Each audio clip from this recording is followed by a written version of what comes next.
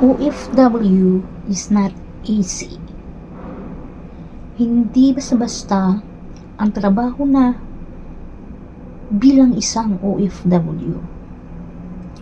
Minsan pagpunta mo dito sa ibang bansa, hindi mo alam tungkol sa iyong mga amo, kung sila ba ay mababait o ano ba ang ugali meron sila.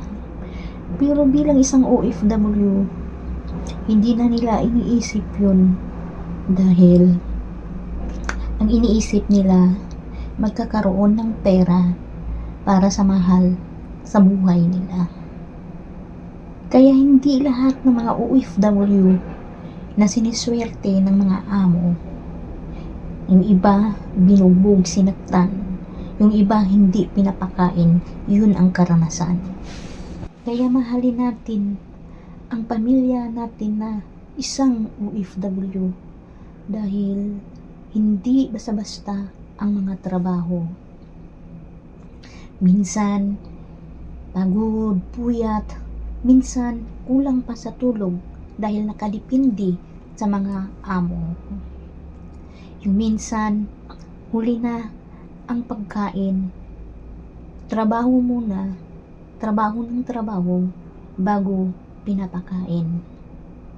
Kaya hindi natin masasabi na napakaganda ang isang bilang OFW kung alam nyo lang. Yung iba tinitiis lamang. Hindi nila pinapakita sa mga pamilya nila na sila'y nahihirapan dito sa ibang bansa. Yung nakikita nyo bang naka-smile sila, naka-smile na parang walang problema ang nararamdaman o walang hinanakit ang nararamdaman nila.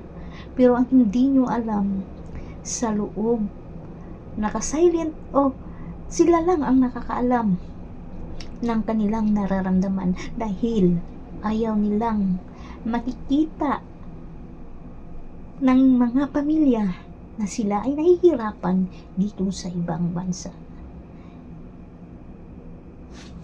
Kaya hindi basta-basta ang isang OFW. Kailangan mong malakas ang loob, tibay na loob.